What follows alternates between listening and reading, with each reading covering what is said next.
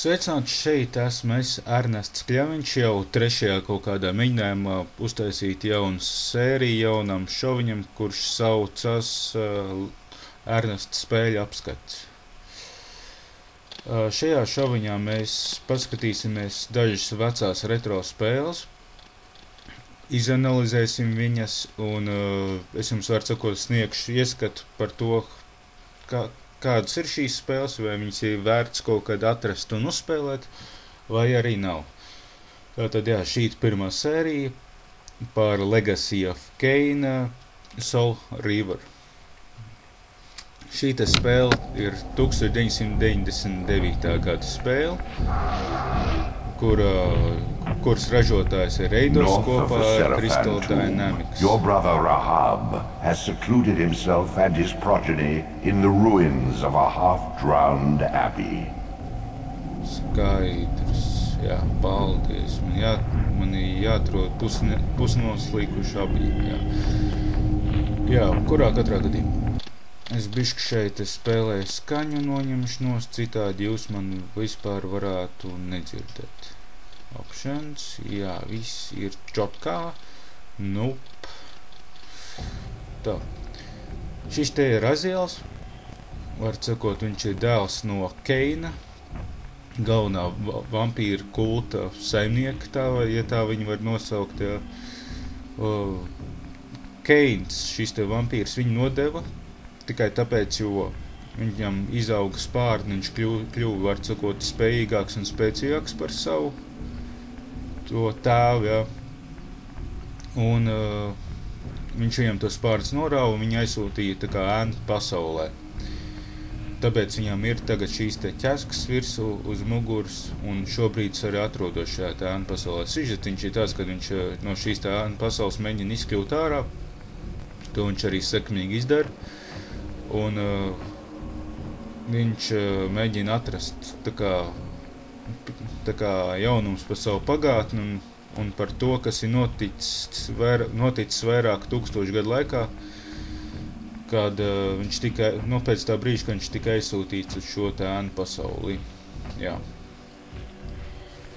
Šī te spēle ir atzīta arī par vienu no sekmīgākajām PlayStation 1 spēlēm, kur arī pat manos sarakstos, ja godīgi, topā.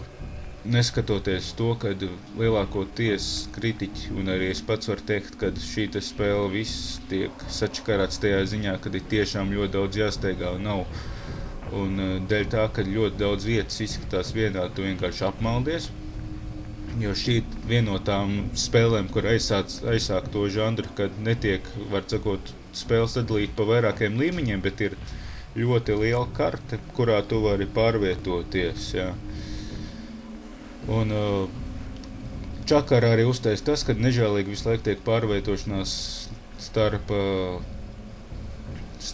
dzīvo cilvēku pasauli un dvēseļu pasauli. Un tā notiek šādi te, var sakot. Un te viņš ir, jā, te viņš ir cilvēku pasaulē. Iesāk viņš šo te spēli bez šī te zobana, viņam ir tikai rokas, ar kurām viņš var kauties un izmantot savu atjautību, iznīcinot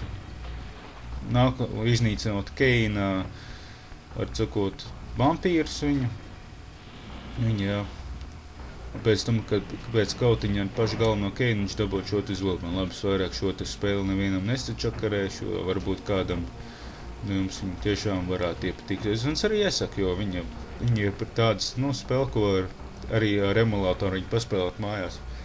Protams, es arī tagad spēlēju viņu ar emulātoru, bet izmantojot pultu, lai vismaz kaut kādu feeling dabūtu no tā, ka šī te tiešām arī ir retro spēle. Jā. Ir tā, ka ieaidnieki šajā te spēlē netiek tā vienkārši nosisti. Viņus vajag tā kā vai nu iznīcināt ar pašu zobanu, obligāti vajag pēc tam dvēseli paņemt, citādi viņi atgriež atpakaļ dzīvē, vai arī iemest ugunī, jo viņi tā kā vampīri, jā, vai arī uzdurt uz dažādākajām virsmām.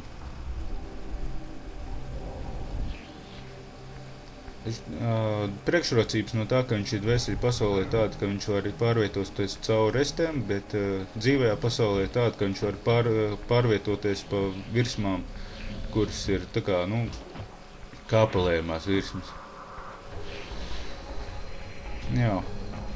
Šīta spēle tiešām man arī, ja godīgi, arī patīk, neskatoties to, ka tiešām ir tā, ka ļoti daudz laika tiek pavadīts pie tā, ka tu vienkārši meklē, kā lai izkļūst ārā no vietas.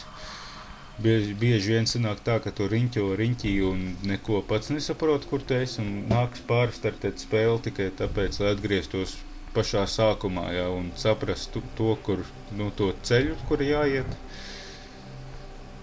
Šajā te spēlē arī ir ļoti daudz pužu elementi, kā pieņemsim kastes bīdīšanas. Jā. Un kā tās sižetiņš ir tiešām ļoti aizraujošs.